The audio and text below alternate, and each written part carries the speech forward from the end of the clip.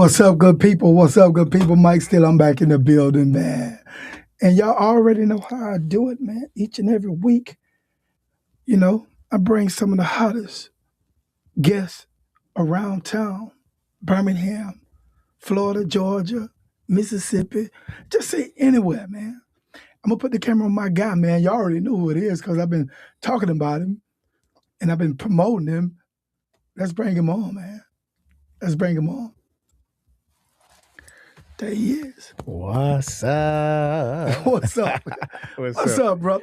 Man, how are you, brother? Man, hey, man, it's always a pleasure to see you, man. Always. Always. How you been, bro? I've been wonderful, man. Yeah. Wonderful. I'm having a ball. I see. Having a ball. I see. I see you everywhere. I see. See? Hey, man. See you everywhere. So, man, I have Alvin Garrett in the studio, man. Grammy-nominated singer-songwriter, producer. I mean, he just does it all, man. And he has a new project that we're going to be talking about. And you know how we do it, man. I like to have just real conversation with Alvin because he is just such a good person to conversate with. Mm-hmm. I like to have a conversation with you, brother. That real I like talking that real talk. That real talk with you, man. So, yes, sir. Man, before we get started, y'all know, I like to ask a question, man. And I ask him this question every time and every guest that come on. And in one word, describe Alvin Garrett today, because you done been on several times. Today, describe you. Come on now. See, one word? One word, man. Man, you did not prep me for this one. I know that. God. I know that. Okay. Oh, here's what came to my head. Okay. Ready. On your mark. Ready. I like that. I like that. What you ready for, though, brother? I'm ready for everything. I am ready for what I've been dreaming for. And there's a lot of times you can be dreaming and chasing things, but not be ready for it. You can think you're ready, but you're not ready. But I'm ready. But you can think you're ready. You can think you're ready, but I'm actually ready. Man. I like that. You ready for what God has for you. There you go. You ready to be blessed. You're already blessed, but you ready for the what God promised. That's right. You're ready for the promise. That's right. Yeah. Yeah. You've been working hard, man. I have, man. Man, you've been everywhere. And it's been a pleasure to see you doing your thing, man. Just into it. Oh, man. And I'm thinking about so much right now because it's I got to find that video. Yeah. But anyway, man, so you have this new project, like I mentioned earlier, and it seems to be taking off pretty good for you. It is, man. It's taking off pretty well. People love the record. They love this album, Talk to Her Like This. And a lot of people are saying it's one of my best, if not my best album. And I've been making music as an independent artist since 2012. And so there's been a lot of growth, but a lot of consistency over all these years. And so I'm just really excited as people listen to this new music and they check it out and they're giving me the feedback, letting me know what their favorites are, man. So it's really cool. Man, it is a great album, man. It's got a lot of bangers on there. One of the particular ones that this thing was like took over the internet for me because I'm like roll, slide, roll all over the place. But we're gonna talk about that. But what is your favorite song on the album? Though? I was gonna ask you that. I was just wondering. Man, it's hard to tell, man. Like I literally love every song on this project, man. I took my time with it. And I love them all, and actually I cut a few songs too. Like a couple of songs that I recorded didn't make the cut. That made the next cut. They may be on somebody else's album. Oh, okay. Okay. I got you. But I believe I picked the right 10 songs, man. And I love it from top to bottom. And it could depend on the day that I'm listening to it. What's my favorite? It just flows to the next. Just bunch of just great songs, man, back to back. So Did you write most of the songs? You know I write all my music. I gotta write all my own songs, man. Yeah, you control it. Yeah, you know, I don't even know what it would feel like if somebody was like, "Hey, I got a song for you." Yeah. I might feel dirty. Yeah. What you mean you got? No, I got a song for you. I got a song for you, but you ain't got no song for me. I'm putting it there. You ain't putting it here. Oh man. I do all the pudding. You don't do no pudding. I don't put no, I do the pudding. I do the pudding. You do the singing on my song. There you go. Kappa, you know crazy. we have a good time. Yeah, every time I get on the show, this man, I start clowning. I know, man. But it's always a good time, man. Now when we think about, would you consider this R&B? Oh yeah. Okay, because that's what it is. Yes, R&B. I like to say R&B and soul. Yeah, R&B and soul. Okay. Yeah, and then go ahead and go a little further and say Southern R&B and soul. Oh, because I'm a Southern boy. Yes, sir, Southern boy. I'm a Southern boy, born and raised. You know, straight out of town. You know what I'm saying? Straight out of Tuscaloosa, man. That's right. That's right. Roll Tide. You know, that's right. That's right. So if they try to say Southern soul, that wouldn't describe my music. Right. Southern R&B and soul. Yeah. There you go. There you go. There you go. Yeah, hey, straight to the core, Southern boy. That's right. That's right. Now, that's why I need this video, man, because I had this question. I was like, man, hold on 1 second. That's podcasting. Let me see, can I find this video? Describe the video. No, I don't want to. You don't want to describe it? Because I want the people to see it. Okay. Let me stay in my lane over here. Yeah. That's what you do. And if I can't find it in 10 seconds. With my water bottle. That is kids' bottle. They keeping me hydrated. Keep me hydrated. Yeah, man. And I thought, man, it was just a perfect video, man. And I'm hoping that I got it. And I probably don't, bro. I think I do. Okay. Yes, sir. I'm going to lean around here and look at the screen because I'm curious. Oh, here it is. See? Here it is, Mike. Let's do this, right? But anyway, what you prefer? Intimate settings, large settings. I mean, because you very, engaging with your audience, man. Talk a little bit about that.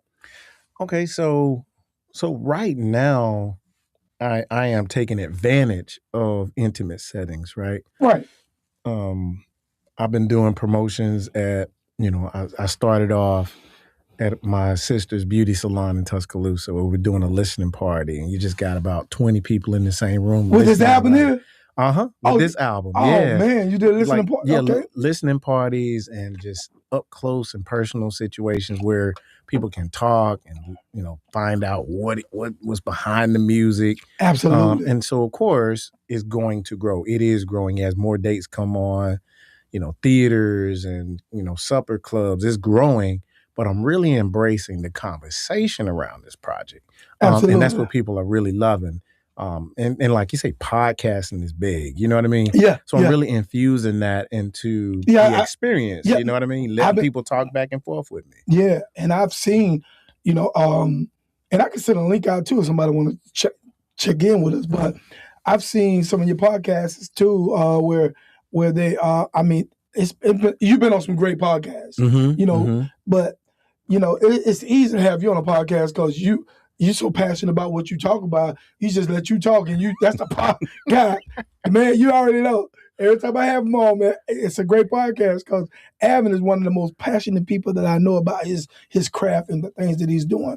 And to be able to sustain Alvin, to be able to sustain as an independent artist and do what you love to do and have the support that you have from your family and friends. Yeah. That's a big thing, man. It is, man. Can you talk about that? I mean, like being able to sustain as an independent artist and get the accolades that you've gotten and just having that support, man. It's interesting that you talk about that, like being able to sustain over, now I've been an independent musical entrepreneur, let's say, an entrepreneur since 2002, where that's how I eat.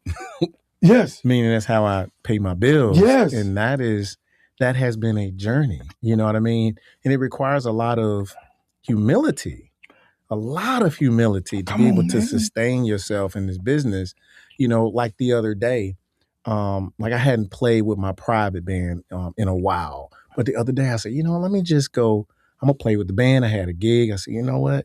Let me go. I'm gonna load in the sound again, like I used to. Yeah. And the guys were so excited. You was on the bass? I was on the bass. Yeah. Come on. But I was still an artist. You Yeah. know what I mean? I grabbed Yeah. the mic. I entertained Yeah. everybody. But it was just one of those. Let me remember what it's like to have been at that phase in my career Yeah. where I had to do that. Yeah. Like I had to bring my own sound. I Yeah. had to play the instruments. Yeah. And so I have grown since then. Yes. But that's a part of the sustaining, is being willing to do what you have to do until you get to a place where you can have somebody else do it for you. Yes. And so I'm just grateful to be at a place in my career where I can do that by choice. Yes. And for the love of it. Yes. But man, when you think about it, that's not an easy task. No. It's not, man. And this is the reason why you see, no offense to anyone when I mention this, but this is some of the reasons why you see some people start out and they fade off. Right. Because it's tough, man, even when the crowds ain't there. Right. Even when the people are not clapping the way you want them to clap. Mm-hmm. Even when the records ain't selling like you want them to sell. It's hard to keep coming back. Right. You gotta be you gotta be a strong individual, and you gotta know what you want, and you gotta love what you do too. Yeah, and you gotta believe in yourself. And you gotta believe you in yourself. gotta believe in yourself. Most And nobody knows what you put in your pocket when you show up somewhere. Yeah. Right. And so there are a lot of times where I may call a new market. They may or may not know me. And I say, hey, they say, how much you charge? I said, no, you asking the wrong question. Get me in the room. Yeah. Because I know if I come in a room and I do what I came to do, yes, you calling me back. Yeah. And somebody else in the audience is going to be calling You're going to call me back. Yeah. That's the confidence that I'm bringing. Yeah. So oftentimes artists are afraid to move until somebody pays them to move. Oh, come on now. You know what I'm saying? Oh, man, I ain't know you come to preach. Okay. Hey, come on It's like, now. so if you believe in you and you're not moving and you're not taking your craft to the room and you're waiting for somebody to move you, make your dream easy, come on. You're going to sit on that tail. You see what I'm saying? You're going to sit at home and you're not going to grow. And so a part of my ability to stay in the game is also my willingness to invest in myself and take chances on myself and put myself in a position to win in spaces where people may not know me, but I make you know me. Come on, man! You said so much, so much, because I think some of the way, and we're gonna get into some of the other stuff. We definitely what we came to talk about. That's right. But it's so many times that people want to be paid. Well, and they should. You should want pay. But sometimes you just gotta bet on yourself. Yeah. Sometimes you just gotta roll the dice and say, okay, I'm just saying, this may not be what I want as far as pay wise. Right. But this is what I need to get my foot in the door. That's and right. every other door. Yeah, I'm like, the reason I say it because it resonates with me so much. Because all I need is opportunity. I don't need all the money. Will come. That's how and all I want to do is take care of myself. I don't have to be rich. I just need to take care of myself. And I'm gonna drop this nugget, man. I appreciate you.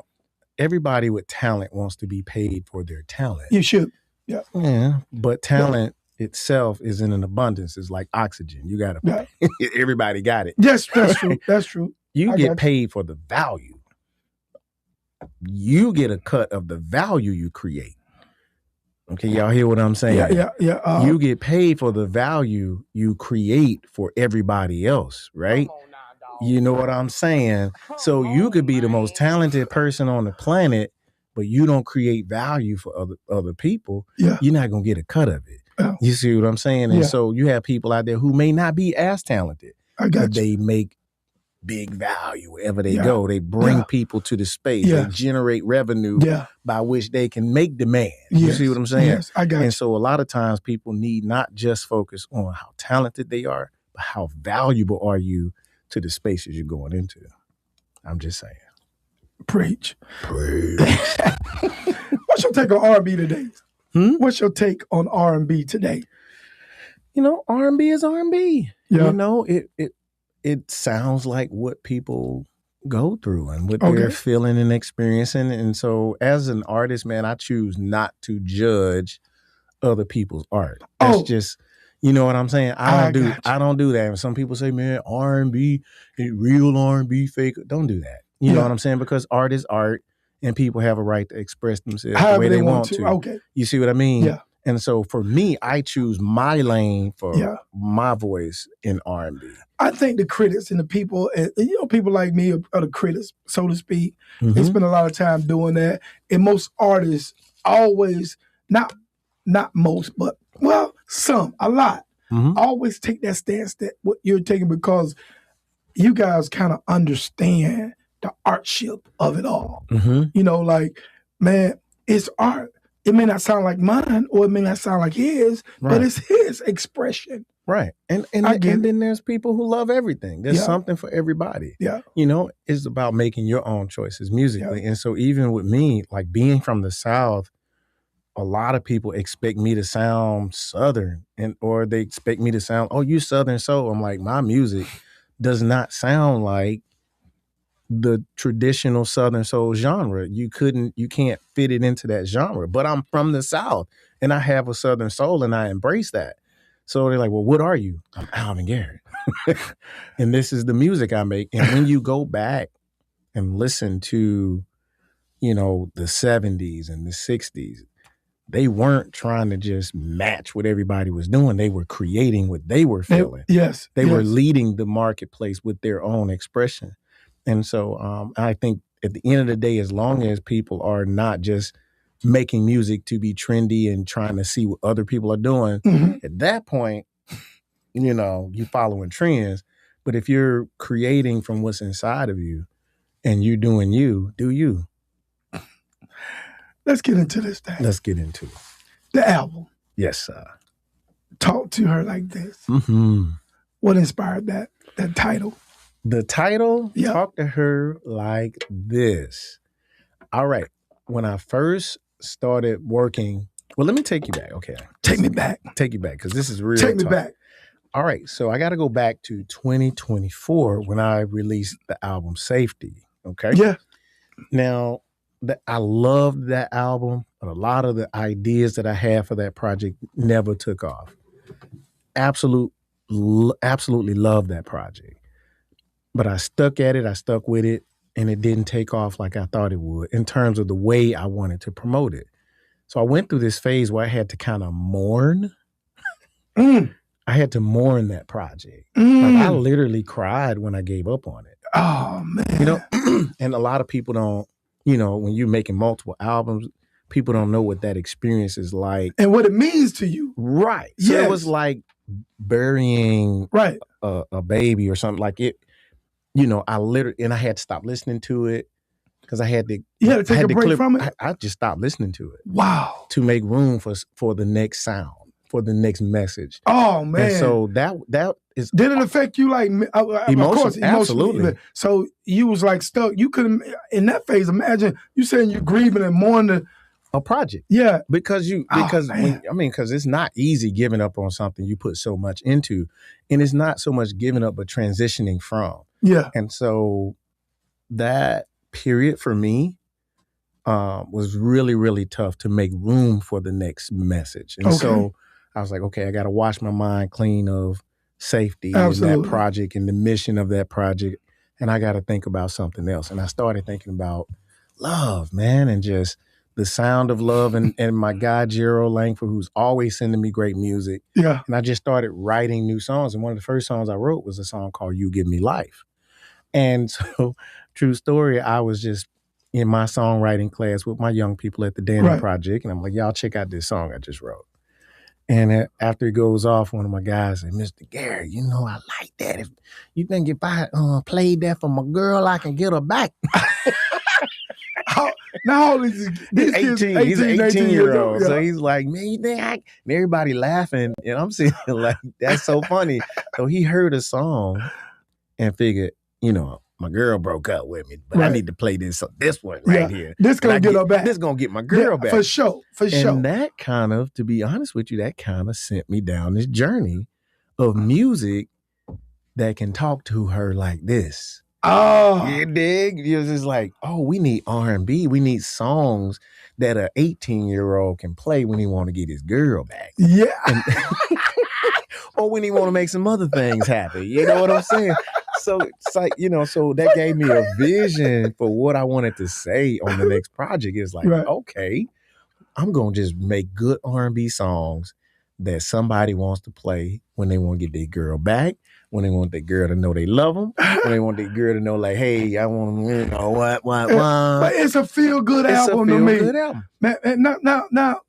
Now, pause for the cause. Yes. You Give Me Life. Mm-hmm. Let's play it. Let's let him hear it. Let's see what turned my man, because started this thing off. Because you went there. Mm-hmm. I got him lined up. You went there. People want to know. If you never heard it, I'm going to play it for you right now. Y'all listen up, man. Alvin Garrett, You Give Me Life. Hold on 1 second. Let me cue this thing up. Cue it up.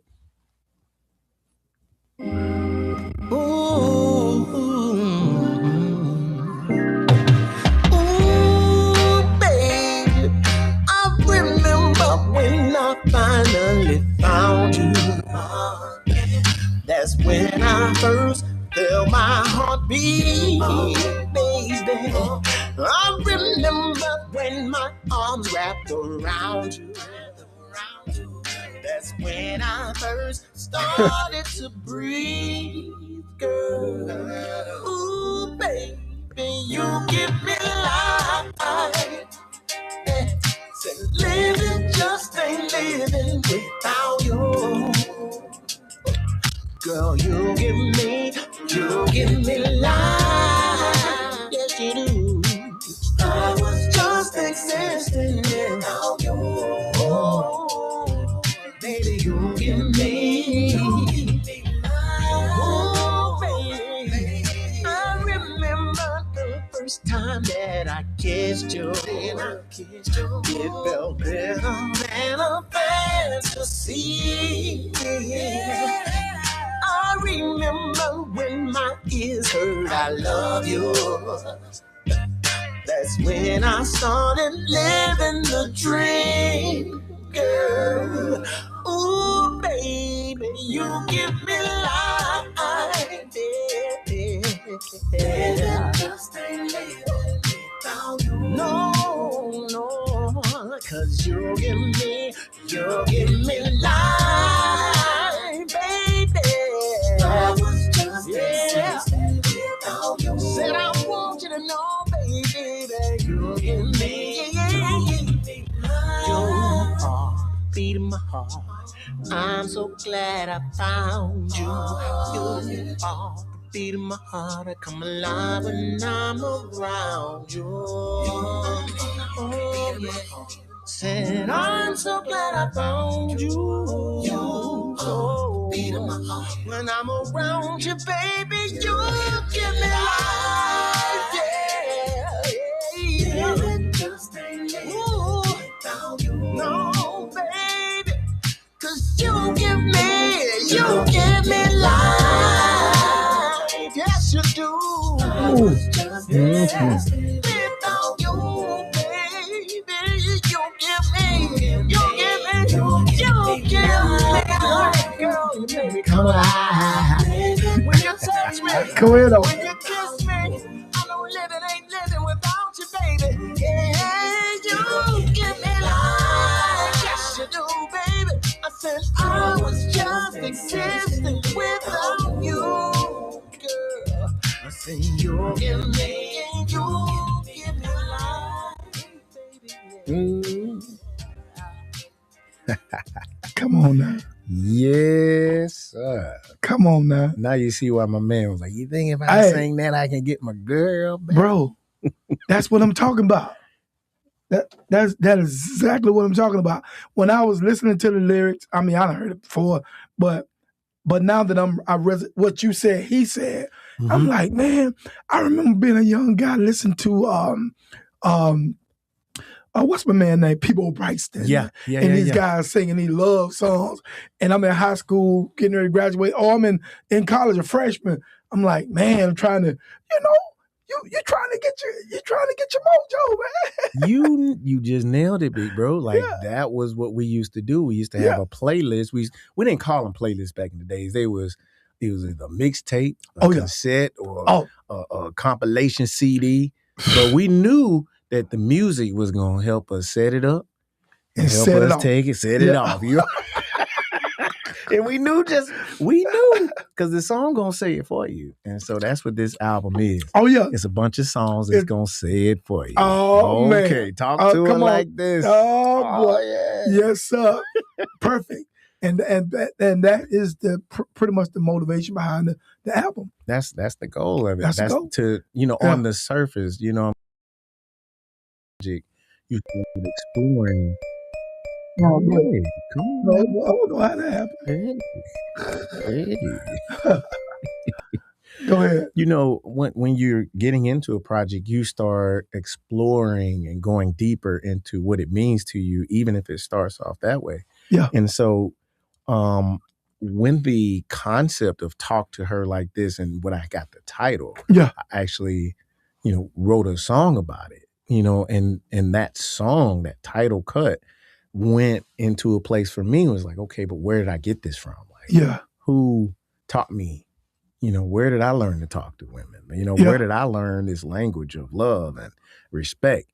And it took me back to my childhood, growing up around my dad, and just remembering how poetic he was and how he talked to me about mama, not just how he talked to her. We talk about a pastor now. Yeah, the son of a pastor. Yeah, I'm a son of a pastor, but I'm a son of a gentleman. And a gentleman. I'm a son of a man and a gentleman who loved his wife, who loved his mom. And, when I wanted to start learning about girls, I had a healthy relationship with that experience of like, hey, here's how you talk to women. Here's the kind of woman you should look for. That's important. That's very important. That's important, man. Very important. You got, but a lot of young people don't have that. Right. And it's unfortunate. Right. Even, but I don't think that is an excuse for a lot of things. Ignorant, you can be learn not to be ignorant, by putting yourself in situations to grow and learn. Yeah, but I'll say this, not in defense of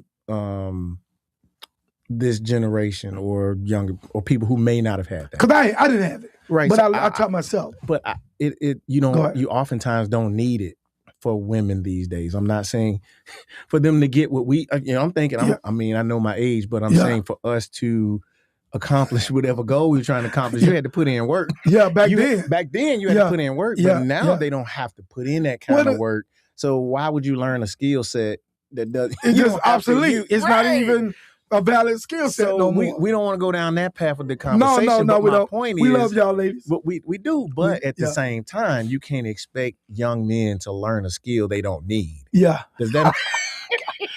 Jesus. We're going to bring it back. We're going to bring it back. But no, man.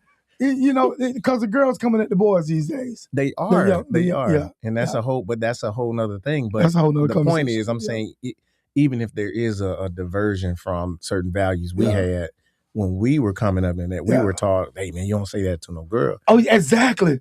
Right now, even through music, you hear women talking about themselves in ways that they would have never allowed us to talk about them. You getting in the fight. You say some of this stuff. And I'm ready to fight if you talked about my sister like that. You understand what I'm saying? So now it's actually being glorified, which that part I'm not a big fan of. Yeah, it's a term. Some of the words they use is a term of endearment. Yeah, these and days. I'm not a big fan. I'm not either.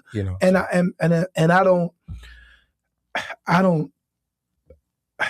I don't teach my son to reciprocate that. Right. Although people do it, they said, but I still respect my ladies just the same way. We have to. And we have to talk to them like this. And that's why this music is so important. We're bringing it back. Yeah, bringing it back. In, baby. Tied in. We say, rope them in. Don't go too far out there. Oh, man. Don't go too, okay. And I was going to ask you this, is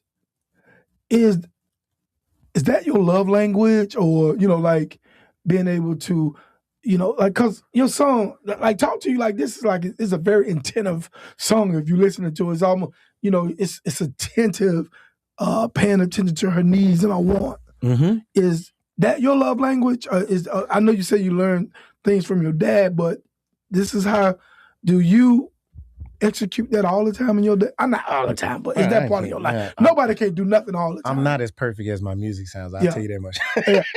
Well, good. But human. I will tell you that sometimes when I write a song like Talk to Her Like This, where it says, hey, her smile may camouflage her insecurity. Yeah. She may dress it up. If you mess it up, it may be hard for you to see. That comes from experience. You going on about your business. You may be thinking because you paying bills, everything is good. She's smiling. She ain't snapped on you yet. Yeah. But don't get it twisted. It's probably coming. So it's just it's an awareness that comes through experience and over time. It says, hey, bro, slow down. You might want to look a little closer and do a little check-in. And so I do believe in that. I do believe that we cannot presume that our modern day queens got it in a place that they don't need us anymore. They don't need us to check in. We know they making money. Yeah. We know that sure. they bossing a lot, but at the end of the day, they bossing up, they handling business, but they still need a strong man to check in and say, baby, are you all right? What can I do to build you up? You know what I mean? And a song like that really communicates to the brothers to say, hey, don't take for granted that everything is okay. Just do a little check-in. And that's when the sincerity of it is what lets her know that you love her. You know what I'm saying? Wow. Talk to Her Like This, the song. Yes, sir.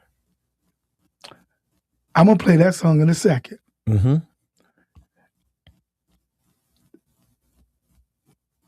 The motivation behind that song again.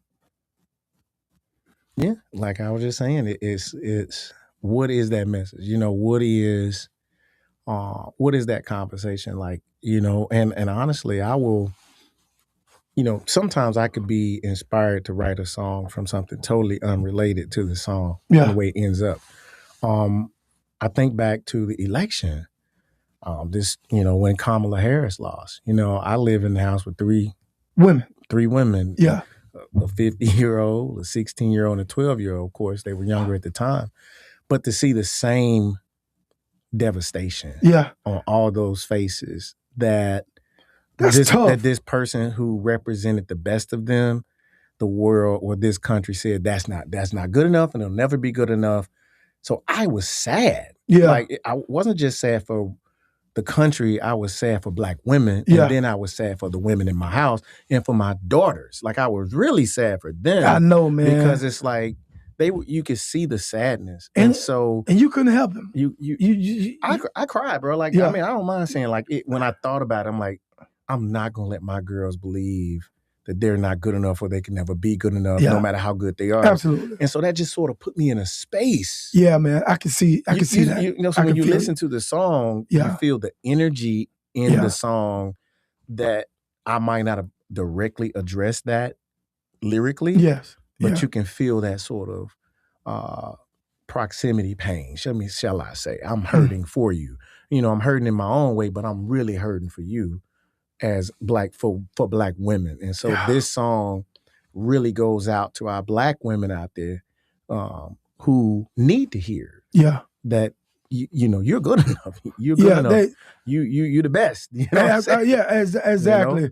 And it's just we just living in some times, man, where Black women, Black people is not valued like we would like to see ourselves valued. Yeah. Well, we have to value each other. Well, that's a whole nother question. It is, but see, we can go down a lot of different rabbit holes again. Bring it back. Yeah, but that leads into this song. It is for me as a man and as an artist, I'm leading the way and inviting all my brothers into that conversation that says, regardless of what is happening out there, let us handle our people a certain kind of way. Let's handle our women a certain kind of way, which means we as men have to be whole and ready and strong to sit down and say, hey, I got you. You know what I'm saying?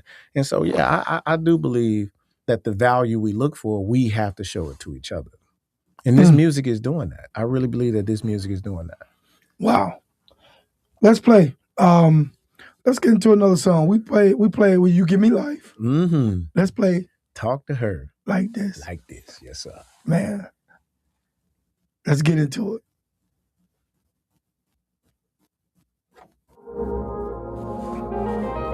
Her smile may camouflage her insecurities. She may dress it up. If you mess it up, it could be hard for you to see that it may be a mirage when she seems happy. You gotta step it up, get your affection up, touch more than her body. You may need to massage her heart. She could be close to falling apart. It may be hard to understand, so here's something I recommend. Just look her in the eyes and grab her by the hands and talk to her like this. Make sure she feels. You gotta make sure she's gonna know it when you talk to her like this. Yeah, make sure you're sincere. You gotta make sure she is. That's how she's gonna know that she is loved. With all this going on in her world, it may be burdens she won't even share. She may not bother you, but while she's pushing through, she needs to know how much you care. You may not even know that she's hurt. If she continues to put everyone else first, then she may never say she just needs a break. So before things get any worse, you need to look her in the eyes and grab her by the hands and talk to her like this. Yeah. Make sure she feels. So you gotta make sure she is. She's gonna know it when you talk to her like this. Make sure you're sincere. You gotta make sure she is. That's how she's gonna know that she is. Go ahead and tell her that you're listening. You're more than a lover, tell her you're my friend. Just tell her there's nowhere you'd rather be than by her side until the very end. Go ahead and tell her that she's beautiful, and you'll be standing at the catcher if she ever falls. Go ahead and tell her to lay in your arms, and as you're looking in her eyes, just talk to her like that. Yeah. Make sure she feels. You gotta make sure she is. Hey, you gotta make sure she knows. So you should talk to her like this, yeah. Make sure you're sincere. You gotta make sure she is. Sometimes you gotta slow down and sit your girl down and tell her how much you love her. Yeah. Make sure she feels. You gotta make sure she feels it, yeah. She needs to know how much you love her, so talk to her like this, yeah. Make sure you're sincere. You gotta make sure she cares. That's how she's gonna know that she is loved. Ooh-wee. Come on, man. Man, that's like an R&B sermon right there, bro. Boy. That thing, hey, man, that's a club. That's a banger. That's a great song, man. Talk to her like this. Yes, sir. When I get it, you know, me and my wife, we go through, I'm like, hit play. There you go. Yeah, be like, so, are you done? Hey, hold on. Alvin gonna talk for me. There you go. Alvin. Go ahead and handle this for me, man. Handle this for me. Get me out the dog house. Give me about 3.5 minutes, maybe 4. Conversation gonna change. Get me out of the doghouse, Alvin. That's what you was trying to say. Yeah, that exactly. I just couldn't express myself like Alvin does. That's Now you get it. And you got it? You get it. Let me ask you a question. Now I know you write all your music. Did you play any bass winds? That's my man Gerald Langford, bro. Like that's my. He lives in Boston. Yeah. He's you mentioned his name several times. I mean, when I say we have been rocking since 2008. Yeah. By myself, Gerald and his brother Dave, they're twins. Yes. Yeah, you told me. Yeah. Yeah. See, yeah, man. And all of it, we've been rocking together, and it's been a wonderful relationship growing over the years. He's a bass player too. Okay. So a lot of people think that's me playing the bass, but that's my guy. Yeah. Gerald. Yeah. I thought it was you too. I was like, yeah, that got to be Alvin right there. But I forgot about your guy. You mentioned him all the time. Shout out. What's his name again? Gerald Langford. Gerald. Shout out, what's interesting is, though, over the years, he learned to kind of emulate my style of bass. You know what I mean? Yeah. Because he's from the North. Yeah. So they play different. They think different up there. But because of the relationship. That's right. Because of the relationship over years, he started, we just sort of developed our own sound to where when he plays bass for me, people think I'm playing. Yeah. But because of the relationship. Because of the relationship. But that's how art is, man. Amazing how, like good art, man, people can kind of say, hey, okay, this is what Alvin, this is all Alvin here. Like I'm making this for Alvin. This is him. Yeah. And when you get it like, oh man, this is it. Oh, this is fire. Oh man. Yeah. Oh man. And the music brings something out of you too, man. Know, and so gotta give a shout out to him, my production partner. And when I say the level of exclusivity when we're recording and creating that he gives, like he'll say, I'm making music for you. So it's not like he's, I'm making a track and then what you think about this. Like he's literally thinking about you when he's making the track. And the project. He's thinking about the vision of the project, especially once I say, hey, this is where I'm going with it. This is what I'm feeling.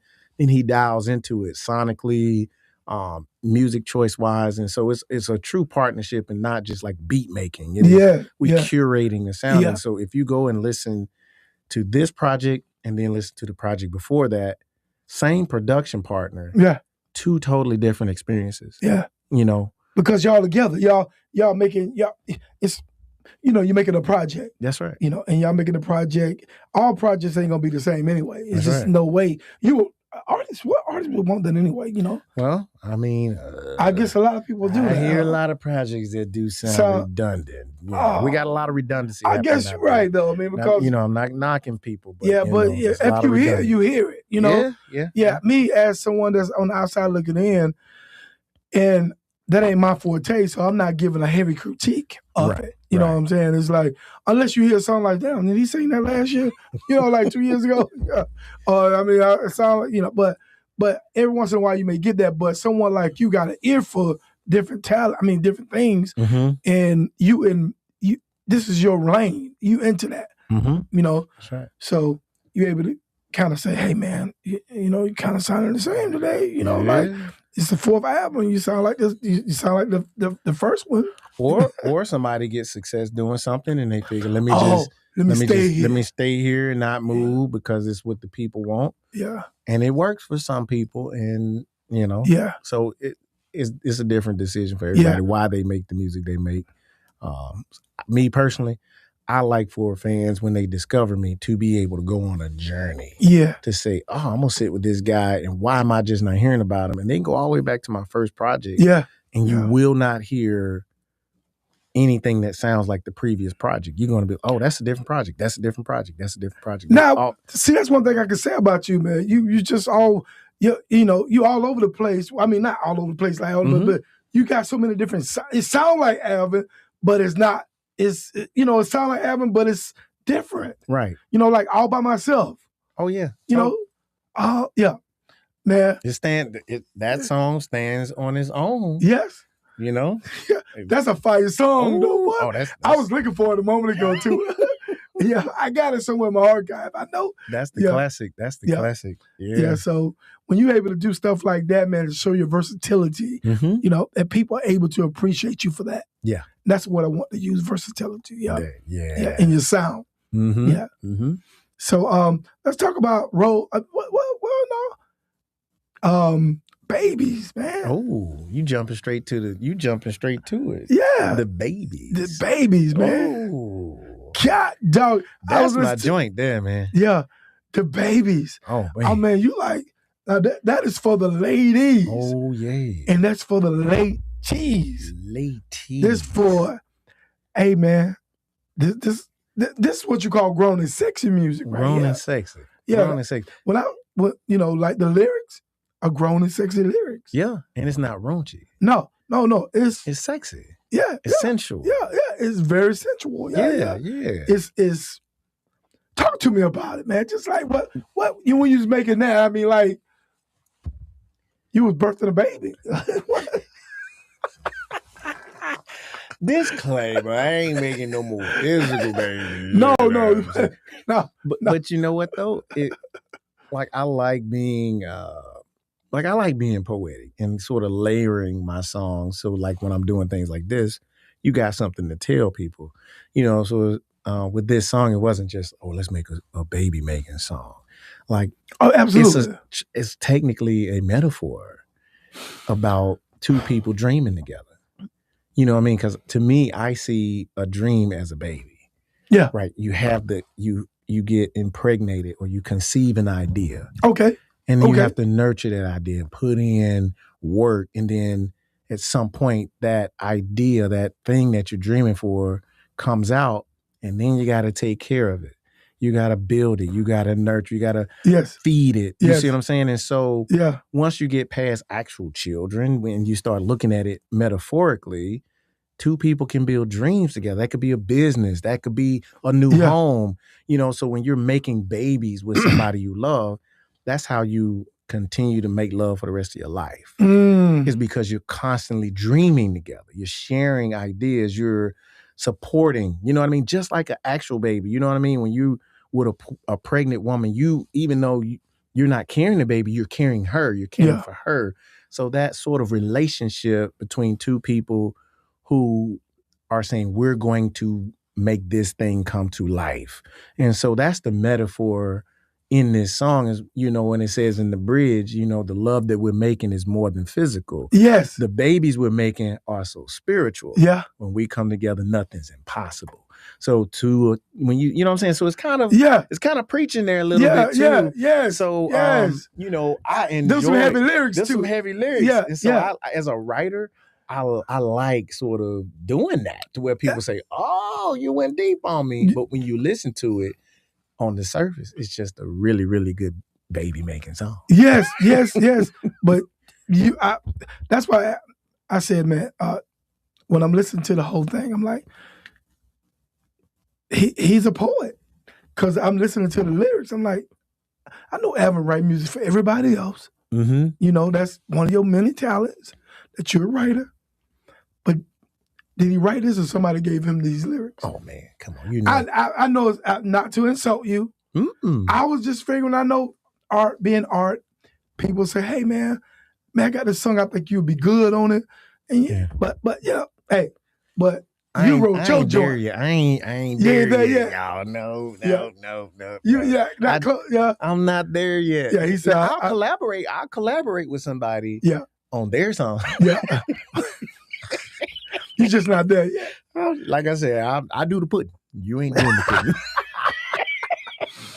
Man, this song right here, man, like this was one of those ones I was like, yeah, I'm proud of this one, man. Yeah, it was that. Matter of fact, hey guys, we might as well just jump into it because this is what I'm doing. I mean, I'm letting y'all hear what I hear.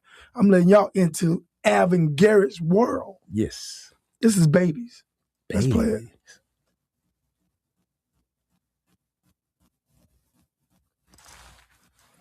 My bad. Sorry, I can sing it. Hey, you know what you did last time now? Your Kingdom Concierge. Hey. Get creative. Oh man, how we get it? Oh, hold on, man. That is not Babies. No, that's not Babies. That is not Babies. Give it a second, man. I need to get it off my archive. That is so funny. I need to get it off my archive. That's some other kind of music. That's that burn chicken worm music. Burn chicken worm. Hey. Step inside the ladies' room. Oh, with Lord. Carissa Kenty. Oh, listen. Oh, Lord. Oh, that's more bone chicken worm music. What is happening? Folks out there know what the bone chicken worm is. Hold on, Alvin.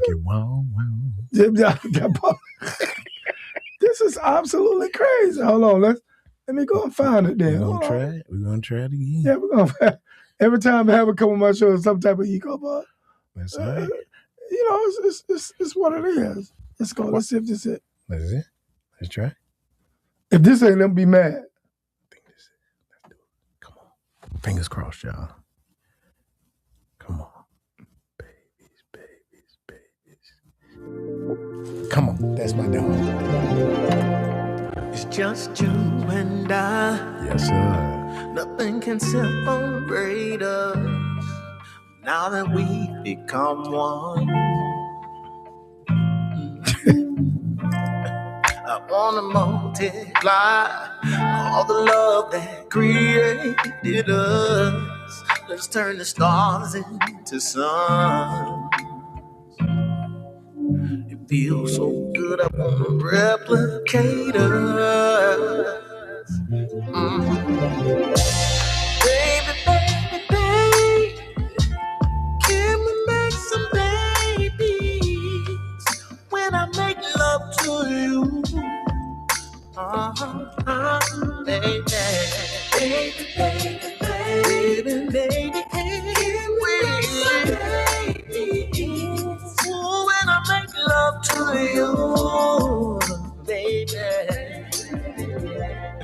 So how my dreams gonna grow if I don't plant them inside you? I can't do this on my own. Girl, I'm about to let go. What you need, I'm gonna provide you. You make it hard to hold on. You feel so good, I wanna replicate us, yeah. Baby, baby, baby, can we make some babies when I make love to you? Oh, baby, baby, baby, can we make some babies when I make love to you? Say, hey, baby, wanna know, can we make some babies, baby, when I make love to you? Oh, baby, can we make some babies when I make love to you? The love that we're making is more than physical. The babies we're making are so spiritual. When we come together, nothing's impossible. But I want you to feel it from your head to your toe. What we manifest is gonna be divine. Girl, the love that we're making won't have a finish line. No. So here's what's on my mind, girl. Baby, can we make some babies when I make love to you, girl? Baby, can we make some babies? That's what I wanna do when I make sweet love to you tonight, baby. Can we make some babies? When I make sweet love to you. Yeah. Come on now. That's a record, boy. Come on, man. That's a record, man. That thing hot, man. Yeah. Hey, perfect. The metaphor. That's a great song, man. Mm-hmm. That thing flows too. Alvin, man, you did a great job, man. Thank you, brother. You did a great job on. Every song that I listened to on that album, it's a great song. It's like one of them ones you just driving when you put you and your wife, y'all driving down a couple hours, and it's just one of them CDs that you gonna pop in and let it play and just enjoy the time that y'all have together. Yeah. You know? Yeah, man. Yeah, it's just one of those. It's just one of those CDs you gotta have. Mm-hmm. You just gotta have that in your repertoire. In your repertoire. Gotta have it in your repertoire. Yeah, man. And You're such a great artist, man. Thank you, man. I appreciate you, man. I appreciate you, man. I appreciate your enthusiasm for the music, the genuine enthusiasm for it. And that's always been encouraging. It's encouraging now, and it always has been. I just, man, look, I don't know, man. Let me just say this here, though. Like, to me, you a star, man. I mean, like, I just appreciate your talent, man, because I always tell you that. But I'm a fan of talent, though, and I'm a fan of people that are able to do what you're doing on a high level. Yes, sir. Yeah, not nothing against people on that grinding, but I'm a fan of talent, though. So, but you see you, man, I just see you as a big old star, and that's what you are in my book. I appreciate that. I appreciate that. And you asked me earlier, what's one word that would describe me? And I said ready. Yeah. I wasn't ready for what you just said years ago. Even being as talented as I've always been, I wasn't ready to see myself like what you just said. Oh, but I do now. Oh, okay, great. I do now, and that because I always saw you at the start. But I didn't always see myself that way. And that's still, I'm still humble. I still know that I have a long way to go, but I'm at a place when I say I'm ready. I understand what you're talking about. Okay. You know what I'm saying? Yes. Truth be told, I did not always understand that. Oh, okay. I just, I didn't. I'm not saying I didn't believe it, but I heard you it. weren't ready for it. Then, well, I didn't see what you saw. I didn't see what other people saw. Oh man, because man, when we see you and talk about you, we know. I mean, like the way you command the stage, the way you able to put together a show with all the band, and the way you able to, man. I tell you this. I wish I was you. Come on. No, you don't. No, for real, I wish I had that talent though. Yeah, man. People who don't have that talent be like, man, that's how do he do that? Well, man, since we having some real talk, I had a conversation with my older brother who cuts my hair. Right. Now you got me today. Yeah. I was saying to him, I said, I'm not the most talented of me and my siblings. And he literally was like, bruh, come on, man. Yes, you are. And I said, no, I'm not. And I took him back and I said, you remember when you used to draw when we were young? Yeah. I mean, could draw anything. Right. I was looking up to him, but I could never draw as well as him. Yeah. And I said, you remember looking at, then he's like, yeah, you kind of right. He said, you kind of right. Just like an older brother. Just like an older brother. I said, well, let me take you somewhere else. I mean, when you were rapping, back around 2000, 2004, and I was just starting to sing, I wasn't singing as good as you was rapping. Yeah. Hands down, you were a much better rapper than I was a singer. Right. And he was like, oh, yeah, you kind of got a point. And then I talked about my younger brother, and I said, we both played sports, but he played every sport. Yeah. I just played one. I said, I wasn't as talented as him. Yeah. I said, but neither one of y'all could ever outwork me. Now, come on. And he said, you know what? You right. Yeah. So I say that point. I say that to make a point. Talent, what is it? Without the work. Yes. And so I am where I am today because I work really, really hard to get better at whatever it is I put my hands to. And so go ahead, you preach. I'm preaching. Always. So I'm not always the most talented, but I will say I'm one of the most dedicated and hardest workers. That's it. So that by the time you meet me, I like that. You don't know how many hours I've put into this craft. Yeah. That you appreciate that says, oh, you're so talented. Well, I'm diligent. Yeah. Well, man, perfectly said. But that's what it is, though. I think we almost on those lines early in this conversation. Mm-hmm. But, you putting the time in with the talent. What they say in sports, it says that in sports, it's a saying like, we'll take hard work over talent any day. Mm-hmm. Because that's what's going to get us where we need to be. It's hard work. The talent, mediocre talent, I'm not saying you mediocre, but in coaching, mediocre talent versus hard work championship. Yeah. That's what they say. That's what we say. But or talent plus laziness. Oh, that Well, you can't win like you can't win. You can't win. So but persistent and hard work and dedication will always get you where you want to be. Yeah, with some talent. With too. some talent. With some talent too. Because a lot of people working hard that don't have any talent. But with talent. With talent. Talent plus hard work. Yeah. And that's what, So, and your brother said what when you said, you got a point. You got a point. Yeah. And most people quit, you know what I'm saying? Most people quit before they can even see. Before they see greatness. Yeah. Right? Before they even see it. Yeah. And that was, me and my brother, like I said, that was for him, it did a lot for him because he never thought of it that way because you're seeing who I've become. Yeah. But you forgot who I was. Yeah. Yeah. And I tell people all the time though, and I'm just saying how I perceive this conversation. Mm-hmm. I tell people all the time that my only gift in life to me, my only claim to fame, when you talk about all of my accomplishments, and the reason why I accomplish certain things that some of my peers probably haven't, is because I never stopped. That's right. I never stopped. Bro, I ain't never stopped anything that I started. That's what makes. Look, that's crazy. When I look back over my life, I look back and say, I never stopped anything that I started. That's my only claim to fame. I never stopped.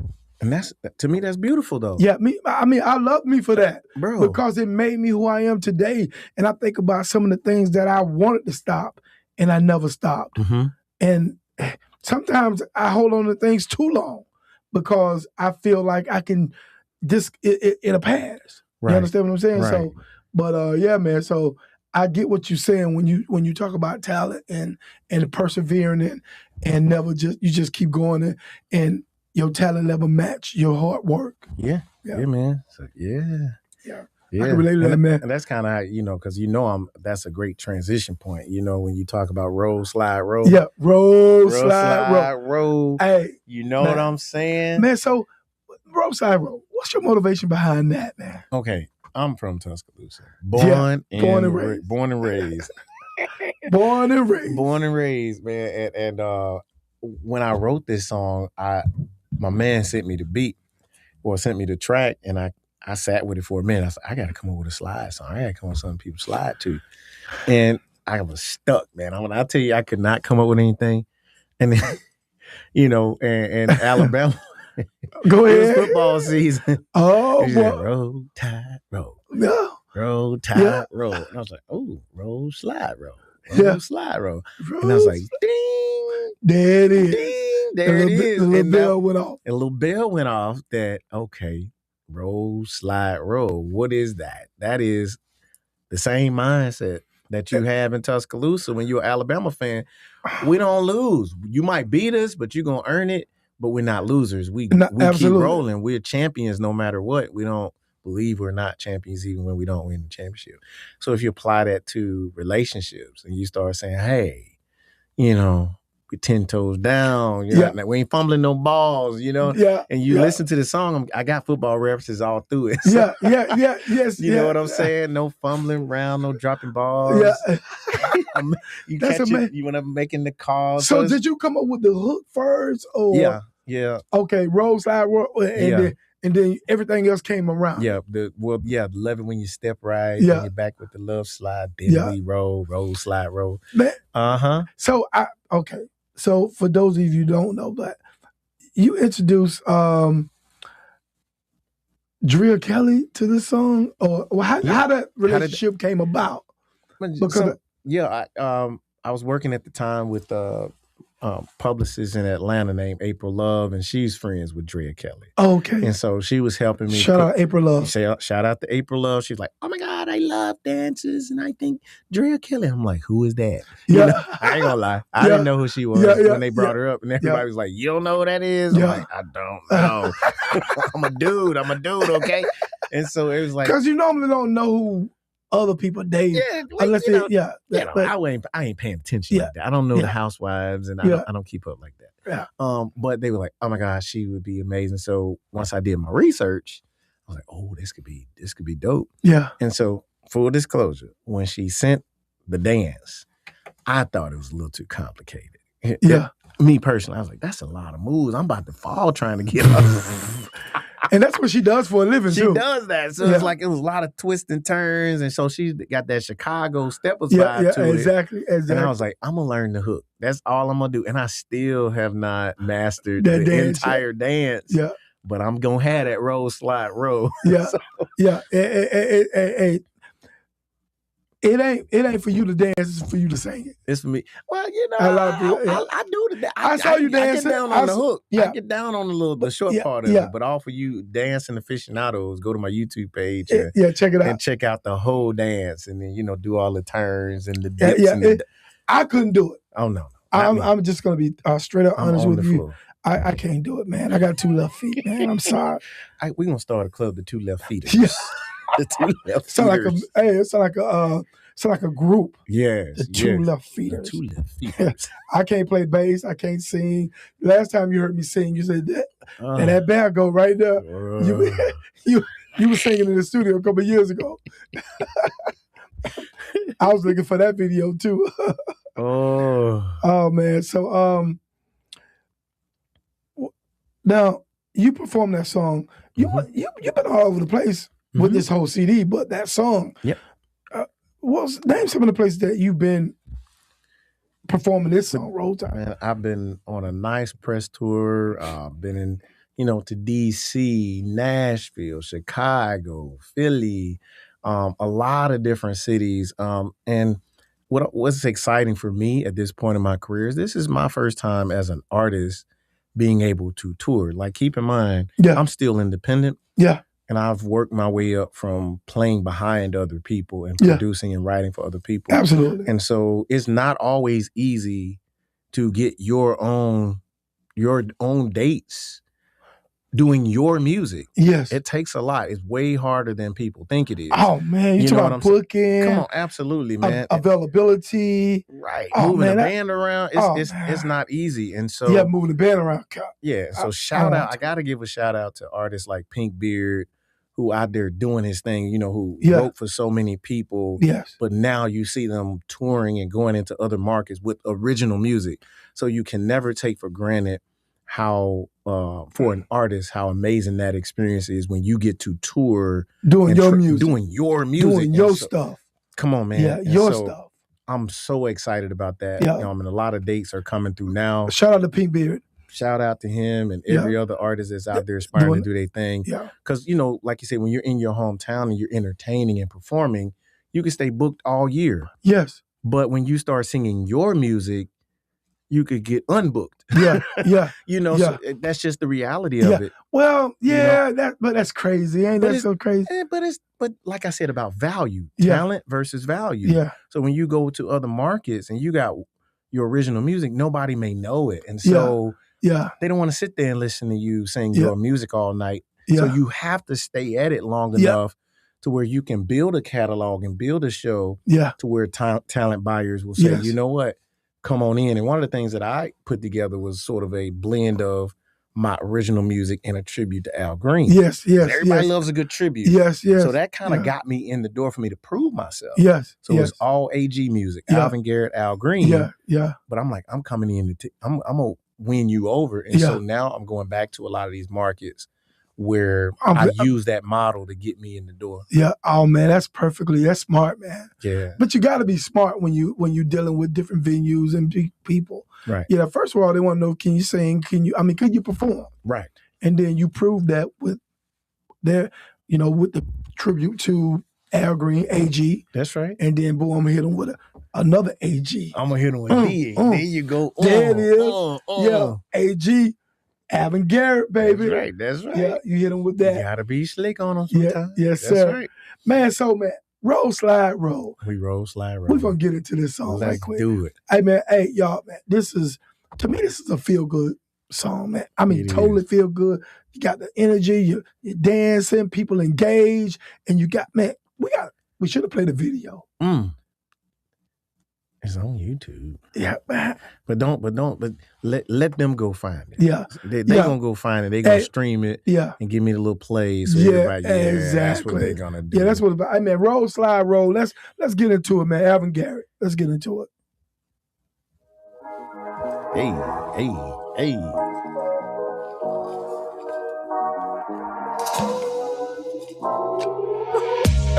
In this game of life, you got a man that'll treat you right. Become strong when it's time to fight. In sync, always by your side.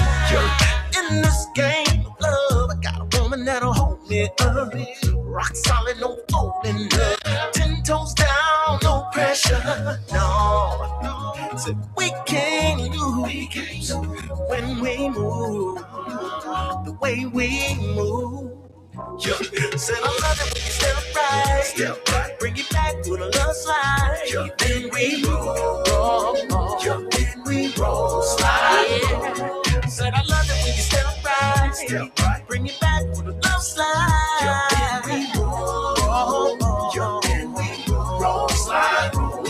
Hey, girl, you can lean on me when everything is on the line. You can just toss it up, and I'ma bring it home every time. Oh, no fumbling around, no dropping balls. You always give me what I need every time I make that call. Girl, we can't lose when we move the way we move. Yo, that's why I love it when you step right, bring it back with a love slide. Then we roll, slide. Said I love it when you step right, bring it back with a love slide. Then we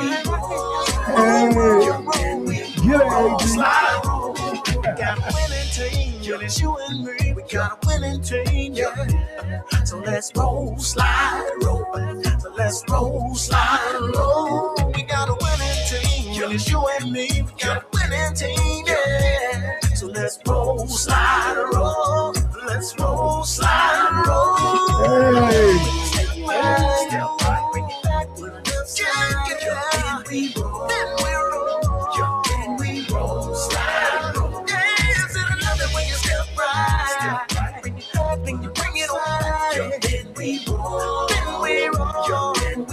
roll, slide, roll. Yeah, I love it when you step right. Bring it back, bring it on. Then we roll, slide, roll. Yeah. Step right, bring it back with a love slide. Then we roll, slide, roll.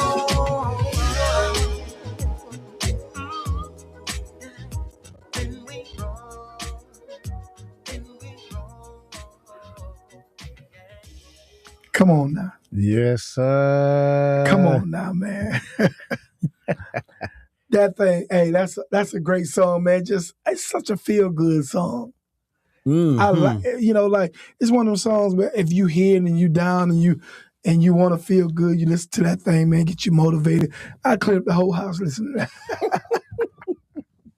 Yeah, my wife liked that song too. Yeah, man. Yeah. Oh, that's a good one. Yeah, man. Sometimes you're like, oh yeah. I did that one. Yeah, exactly. You just gotta, you gotta dust the haters off, man, and be proud. Be like, man, hey, man, that thing came together perfect. It did. It did. And sometimes I can't say that it's something special that happens when the good ones hit you. And I think they're all good. But when you can go back and listen to your own music, you're like, oh, man, that's special. Yeah. Lyrically. You know what I mean? Of course, I know people love the beat. Yeah. But as a lyricist, and I listen back to how you could take football.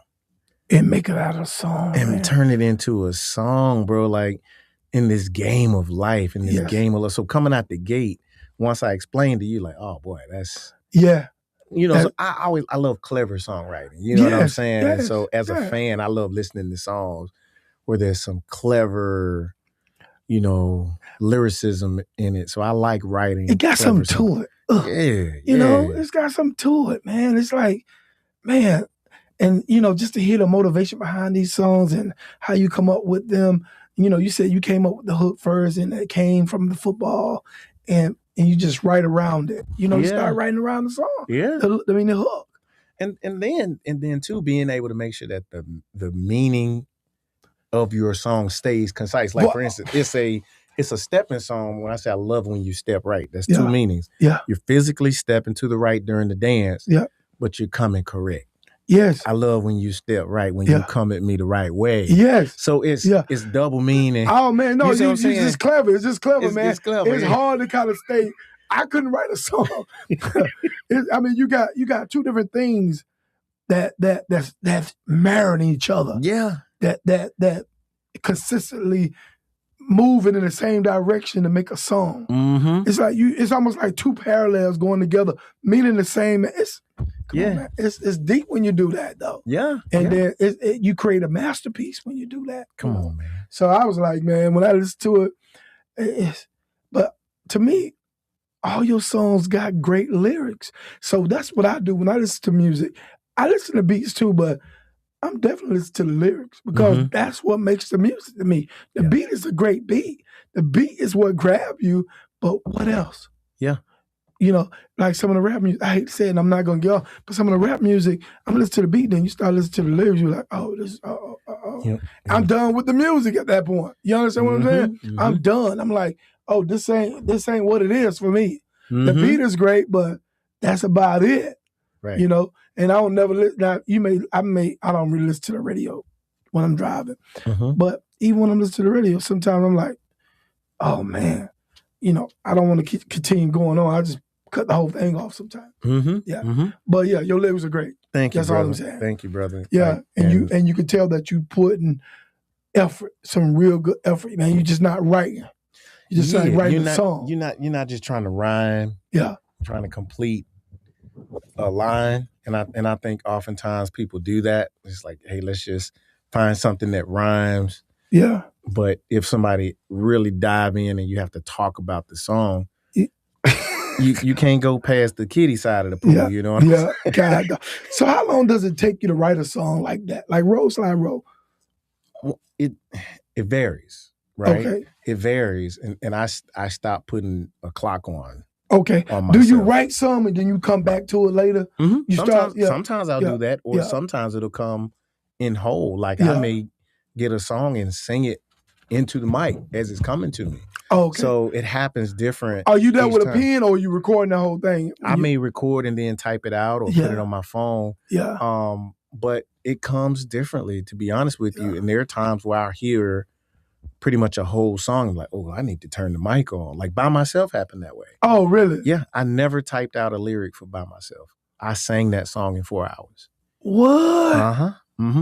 It's crazy. Like when I think back to it myself, I never typed out a lyric. I turned the music on. And I'm going to go on by myself. What you hear came out. I recorded that song in 4 hours and never touched it again. Man, get out of here. I promise you, man. We didn't talk about that. Yeah, the song Something's Different this time happened the same way. I did not write that song. I sang it. And what you hear is my first take. I didn't go back and change anything. I promise you, I believe it, but that's amazing. And some songs, like, it take me, like I might do half of it, go back, I don't like it, and go fix it, change it.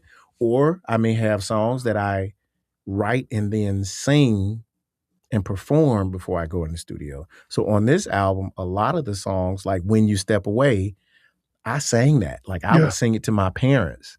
And I told them I wrote a song and I would sing it to them. Like, oh, I love that. That takes me back.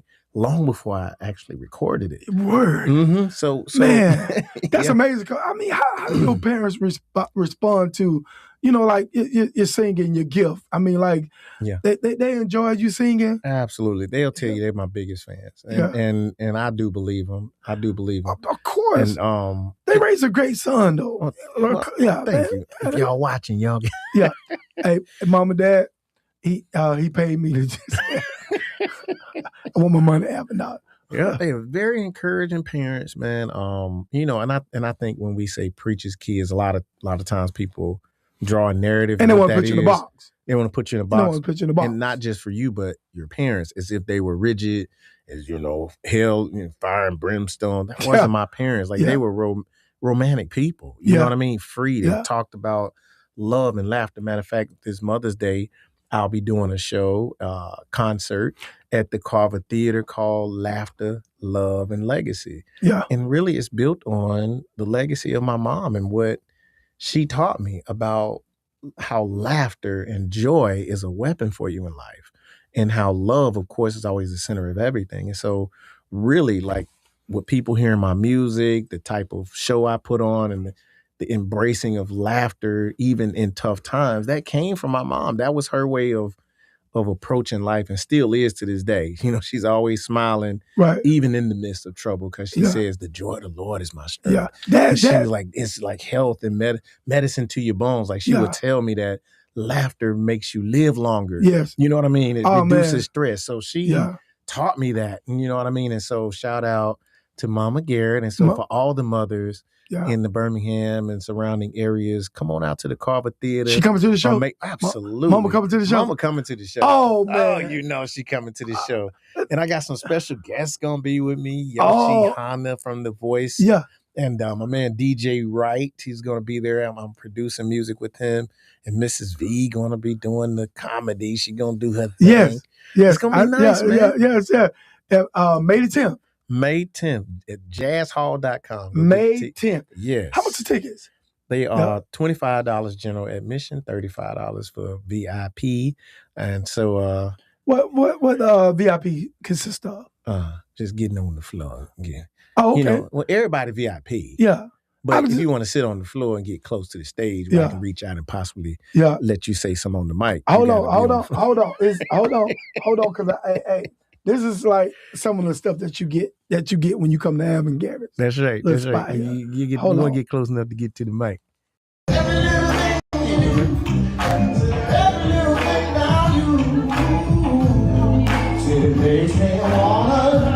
right, DJ, I know you got something about this lovely lady. What is it? Well, just look at her. I'm just saying, beautiful. Woo! Okay. All right, let me see how I'm gonna do this. The way that you look when you're in the kitchen cooking. Say hey.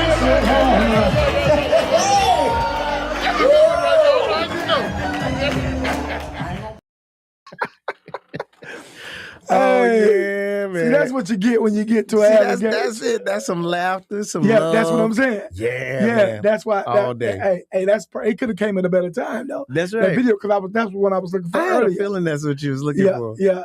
I mean, hey, boy, hey. I was like, man, hey, where was that place? That was at the Dannon Project, man. We brought the production in. Yeah, we flip it, man. Oh man. Yeah. So you were able to make that? Absolutely. But you know what? You did a video a couple of years ago, a whole production at the Dannon Theater. I mean, it was like online. That's the only way you can get it. You remember that? I know, of course you do, but yeah, man. I thought that was, that's what made me a fan. I mean, I've been a fan, but when you do stuff like that, man, you know, that was amazing. I love that show. I love that whole production. Thank you, man. Yeah, online. I was online watching the whole thing in my house, on my TV, my big TV in my, watch the whole thing. Yeah. And you know what? That's one of the things that I take pride in with my shows, is I want people to feel like either I came from out of town or you left town. Yeah. Not like, oh, I went to just a local show. Because the reality is people have different levels of perception of what they feel is valuable. You know what I mean? And so I always try to put on productions that make you feel like, wait a minute, you're a touring artist that came through town. Even though I live here, yes, I try to have that tour level standard when I'm putting on production. So, you know, with man, the you do right a great lighting, job. Arrangements for the show. Yeah, just like, everything. I mean, you go on like you like you got the machine behind you, so to speak. And you know, like the machine is in you. Yeah, the machine is, but you know, some of the artists, man, that has these contracts with these labels, and sometimes the production is a little different because they got these people behind them. Well, the thing about it is, man, we have all the pieces in the city. Yeah. You just have to pull them together. We got great videographers, great musicians, great lighting engineers. Yeah. So I was blessed and fortunate to have toured early in my career with Ruben. Yeah. And so as I'm playing bass and being his musical director, I'm watching everything else. Yeah. And I'm learning about, my first tour was the American Idol tour. Oh, no, so it doesn't man. get much bigger than that. No, so right, I'm right, studying, right. talking to the sound engineers, talking to educating yourself. Absolutely. Yeah. So that education from being on the road, you start realizing, man, you just pull the right people together. You can do it. And you know how to bring it together. So I do believe that the people in this city always deserve that. In addition to what we do outside of that, they deserve this from their own as well. And so, I'm very excited about this Mother's Day production. I hope everybody come out. Man, so shout it out one more time. Let people know what this thing is happening. Laughter, Love, Legacy. A Mother's Day celebration partnering with WJLD and Hill Entertainment, my organization. And we're inviting everybody to come out, check me out. DJ Wright, R&B soul artist. He'll be paying tribute with songs from, LTD, the Commodores, just old school legacy music. And then we got Yoshi Hana coming in. She was on The Voice. She going to hit you with the Shaka. She's from, I think, Atlanta. She's originally from Florida, but she lives in Atlanta. Yeah. She was on The Voice. And she does, some Shaka Khan, Aretha Franklin. So it's going to be a legacy show where we're paying tribute musically, but also, of course, paying tribute to the mothers. And I have some very special things that we're going to do to honor our mothers, those that are with us and those that are watching us. Yes. So, it's going to be a great, hopefully a new tradition here in Birmingham. Man, that's awesome. And you got some tour dates coming up. Let me see, can I pull them up here? Yes. Yeah, you got some tour dates coming up here. Hold on one second. We're kicking off right here in Birmingham. Yeah, May 10th. Do I have them here? I got them in my head. Okay, go ahead. Let's see where we're going to be after. We'll be in Nashville at City Winery. For all the folks up in Nashville, call your folks, tell them to come out to City Winery, May 20th. And then, no, that's May 26th. I'm sorry. Then May 20th, we'll be in Philadelphia. At City Winery. And then June 2nd, we will be in Chicago, going back to Chicago, City Winery. And then June 6th, St. Louis.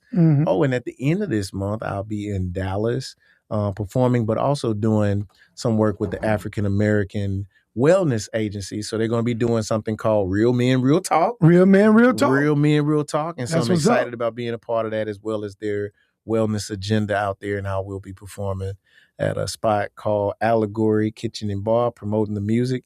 And of course, moving around, doing podcasts like this. Yes, sir. And yes, so sir. I'm really, really excited about everything coming down the pipe. Man, that's awesome, man. Let me get this off here.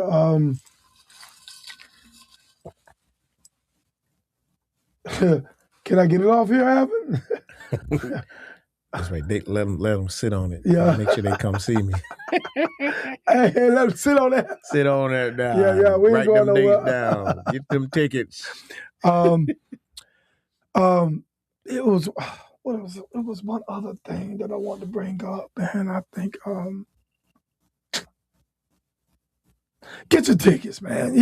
That's right. Get your tickets. Get them tickets. See, you know what happens when you feel like you run out of questions. You got to bring me back. That's all you got to do. Yeah, no doubt. Just bring me back. Yeah. You know what I'm saying? Yeah. And maybe we can have the mic still get everybody to help me pick the next single. Maybe that's what can happen. Oh, yeah, you know what I'm saying? If we can get a campaign going to help me pick the next single. I think I know what I want it to be, but I want to see what the people think. Okay, then. You know what I'm saying? I'm going to let you go in a second, but I'm asking some fun questions. This is part of my show where I ask some fun questions, got a few, and then we're going to end this thing with a bang. All right. Now, so what is the most ridiculous thing you've bought, like purchased? Ooh, the most ridiculous thing. Oh, boy. Ridiculous doesn't have to mean expensive, right? No. Okay. Oh, man. Most ridiculous thing I've bought. Ridiculous. I'm like, man, why did I buy this? I'm thinking. Can I have more time? Take me to the next question, because I want to make sure I answer that accurately. Okay. What is a fun fact about Alvin Garrett that people don't know? That's probably gonna be a good one too. Oh yeah. Okay. I'm a nerd, man. Like They know that. they know I'm a nerd. No, Okay. They know you a nerd. Okay. He graduated 4.0, y'all. Okay, dang. I thought I was hiding with the cool dimples. You know what I'm saying? I know you cool, but you're a nerd. But I'm still a nerd. Okay. That's one of the reasons why I like talking to you, because you're smart. I feel okay. So the nerd thing don't work. Okay. Well, I'm a super early bird. But I don't know. Yeah, I get up really early every day. Yeah. What time? About 4 o'clock, 3:30, 4 o'clock. Man, that's not early. That's not early. But that's like you still. That's early, man. But you should be asleep. I should be, but but that's the best time of day. Like phone's not ringing. Yeah. You ain't, kids ain't doing. So what nothing. are you doing at 4:30 in the morning? 3 o'clock. I'm thinking. I'm working, exercising. Okay. I'm getting a day's worth of work done before 7 o'clock. Yeah, you like the army, the military. Yeah, I get so much because once I'm okay. Things people don't know about me. I haven't been diagnosed, but I might be OCD. Okay, you know what I mean. When I say like, it's very difficult for me to do two things at once. So I do one thing really, really well. Yeah, but I've learned to manage it. So like, if I'm home and the kids are around, I say, hey, let daddy work, because I know I can't play with them and be great at what I'm doing. So I've had to, realize that I am very meticulous about certain things, which could make me difficult for other people. Yeah. So I've learned to manage that over time. And people that have worked with me, they be like, oh, dude, we know you OCD. Yeah. But I am, and I don't multitask very well. I sort of isotask. Yeah. Super good. I'm laser focused. Yeah. As long as I don't have to do them at the same time. Yes. Oh man, that's crazy. Even down to singing and playing the bass. Oh yeah. I cannot sing and play at the same time if I'm singing and playing something different. So it's very difficult for me. You have to train. You got to get used to it. Yeah, so I can not play the bass and sing a bunch of stuff. But if I'm playing, I can't play a bunch of stuff. Yeah. So I have to pick one. Or the other. That's just the way my brain works. Yeah. So, and ain't nothing wrong with that, but you just OCD, ADHD. Not ADHD. Yeah. More so, I like my space. So I get up early so I don't have to share my space. With anybody else, so I can focus and get a lot done. When things are out of place, how that make you feel? Like like things that is when things are pretty much not in their proper place. It irritates you. Yes, depending on which room it is. Okay, if it's in my studio, if it's on the stage, if it's in certain places, I'm super meticulous. But then there's other places I'm like, whatever. Yeah. You know what I'm saying? Like if it's like living room or places where other people go all the time. Where you expect people to be. Yeah, I'm like, whatever. But in your personal space, like, oh, right. No, I know you didn't take my microphone. Where's my microphone? Well, I'm saying everything's got to be in corners, feng shui. It's like got to be straight. Like this is how I left it. I know somebody was these cables. Oh man, I know every one of my cables is like they little children. Like that's my cable. Like that's not your cable. So, down to the cables, I keep up with everything, man. So, that's funny. Yeah, and then y'all need all my angles straight. You know what I'm saying? Give me my angles. Need to be geometrically beautiful. Boy, you anal. No pudding. Hey, so. What advice would you give your younger self? Oh, okay. I would say to my younger self. Say Alvin. Alvin? Yeah. Creating jobs for people does not create relationships with people. Ooh, hold on. Ooh, okay. Alvin, say it one more time, Alvin. I would tell younger Alvin, creating jobs for people does not create relationships with people. That was a tough lesson I had to learn over time, and that if I could talk to younger Alvin, I would tell him that. Because younger Alvin didn't know that. He think he was Yeah. Doing good business. Younger Alvin creating relationships. Absolutely felt that because I'm helping you make money and I'm fighting so hard for you on that level, that was my way of solidifying a good relationship with you. But I've since learned that is not the case. God. Even if that's the case for me. Yeah. Right? Because someone believing in my dream and helping me fight for it that's my love language. Yeah. You see what I'm saying? That's my love language. I would think that would be mine too, But it's not everybody else's. God, man. I can understand that. Sometimes just checking on a person. That's a hard pill to swallow. I mean, it is. Yeah, man. I learned that during the pandemic, man. That, of all the people I had helped employ over the years, I got very few phone calls to see if I was alive. And I realized that was on me. Yeah. Because I didn't call all the time to check and see if you were alive. I called to see if you was available. Yeah. Yeah. Right? Absolutely. Absolutely. And are you available? Are you, you know what I mean? Yeah. And in your mind, you're thinking you're doing that person a good service, but you didn't check to see how they were doing. Yeah. You know what I mean? And so now that pandemic made a lot, made you realize a lot of things. Absolutely. Yeah. So now I'm very intentional about my relationships, and I'm not friends with everybody because that's a different level of engagement. You got to be friends with me too. You got to check and make sure I'm doing well. You got to make sure that got to reciprocate, man. Yeah, but not just not just on a business level. No, I'm talking about, hey, Alvin, what's going on, bro? How you doing, man? Man, how your life's going, man? How your kids doing? Hey, can I buy you some lunch today? Come on, bro. Yeah, can I buy you some dinner? And young Alvin didn't value that the way I do now. So yeah. Well, man, you know what? And I'm saying this on my show. I like you a lot. I think you're a great guy. I know we get busy, but I think I need to reach out more like that too. Yeah. Yeah. I'm just saying, now that I'm talking to you, and I think it's nothing wrong with two solid brothers going out. Like I should reach out and say, hey, Adam, what you got going on, man? I'm gonna start that happening. Yeah. Now I ain't asking you to do it. I say I'm gonna start because I value you, and I value you too, man. Yeah, I value everything about you, man. I think you're a solid brother. When you meet good people, man, I think it's important to, when you meet good people and you feel like that person brings something to the table, he can sharpen your iron. That's right. I like to manage and maintain those type of relationships. Absolutely. And that's why anytime you reach out to me, what do I say? Amen. Yes and when. Yeah. But because I enjoy our fellowship, and I enjoy the fact that and I don't feel like you're just doing this because of my talent. I feel like we have a brotherhood. Man, I like you, man. Yeah. I'm telling you. Ever since we first met, it was a brotherhood. Exactly. I think you solid, man. Like I'm saying is that as men, this is what we should be doing. Absolutely. Especially when it's a good brother. That's right. That's right. And when it's a bad brother, man, we should be trying to help them become better.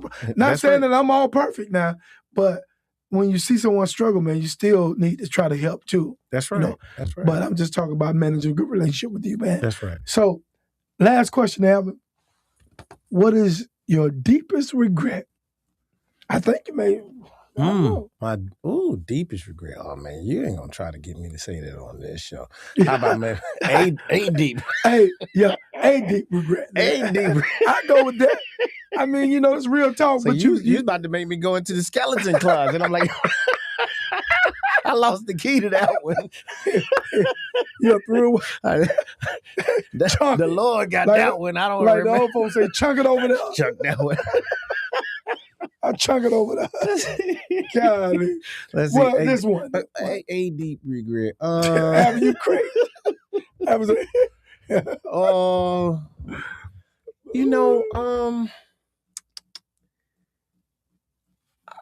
That's harder to answer because I live a forgiven, and I live a life of forgiveness. Let me say that. And a person who forgives and asks for forgiveness rarely experiences regret, because the principle of forgiveness is to acknowledge where you went wrong and then lose the burden of carrying it. Yeah, and resentment. And right. So it's hard for me to just pinpoint, say, oh, I regret this or I regret that, because there was either a lesson learned. I either became a better person for it. That's the nerd speaking, guys. Yeah, that's the nerd. But if there was unforgiveness that's in my heart, in the biblical sense too. But go ahead, man. Go ahead. If there was unforgiveness, there was unforgiveness and a relationship was broken due to unforgiveness or unwillingness to forgive, then I would regret that. Yeah, because I know at that point I'm carrying a burden or a weight, absolutely, that I shouldn't be carrying in my life. So anytime I'm feeling that way, or like I've made a mistake or I've made a bad decision, I go to that person because I don't want to carry that regret. Come on, man. I don't want to. That's why I like talking to my brother.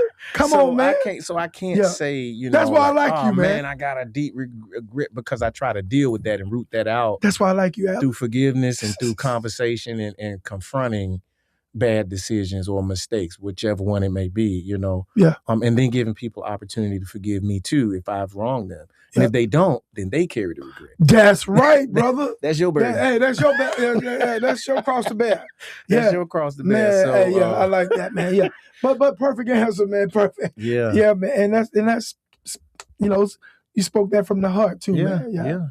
Man, Alvin, man, bro. Yes, sir. Man, I know it's been a pleasure talking to you. I'm just gonna leave it like that. It's always a pleasure talking to you. And what up? Hey, May 10th, guys. Come on now. May 10th. Where you need to be. You know where you need to be. Carver Theater. Yeah. Hey, don't meet me there. Beat me there. Yes, sir. Yeah. So it's going down on the 10th. May 10th. It's going down. Carver Theater. And they need to go learn all the songs to Talk to Her Like This, streaming on all your music platforms. Oh, go to alvingarrett.com to get tickets to all of these shows and just listen top to bottom. So when you come to the show, you can hear them live with the band. Oh man, and now when you playing them and you listen to them on YouTube, I mean it's great. But when they live, man, a live performance, man. Woo, man. Come on, man. Yeah. It's gonna be amazing. It's gonna be amazing. Hey, y'all, get out and get your tickets, man. AlvinGarrett.com. Go and get your tickets today. Support my guy, man. Get on board, man. Let's make this thing a reality. Let's make it big. Let's get out and do what we do, man. Yes, sir. Alvin, man, it's always a pleasure, brother. And man, keep on doing you, man. Keep on putting God first. Keep on loving on the people. Keep loving on your daughters. Hey, big ups to your mother, your brothers and your sisters. Man, just keep being Alvin. Just keep being Alvin Garrett, AG. Yes, sir. And just keep doing what you're doing, man. And you too, bro. Man, no doubt, man. Hey, this is Real Talk with Mike Steele, man. Y'all lock in, man. Real Talk with Mike Steele, Instagram, Facebook. I mean, the name doesn't change. YouTube, TikTok, Facebook. Just type in Real Talk with Mike Steele. It's gonna give you a list of my handlers. Go and support me. Do what you do. I need you.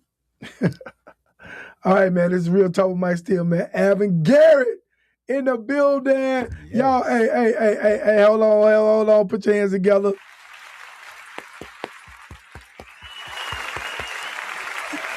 That's what I'm talking about, my guy. I appreciate you, man. Appreciate you having me, bro. Man, thank you for dropping by, man. I really appreciate that. All right, guys, man. Hey, go and check out AlvinGarrett.com. Go follow him on Facebook, YouTube, and all his social media platforms. We appreciate you. Real Talk with Mike Steele. We are out. See you next time.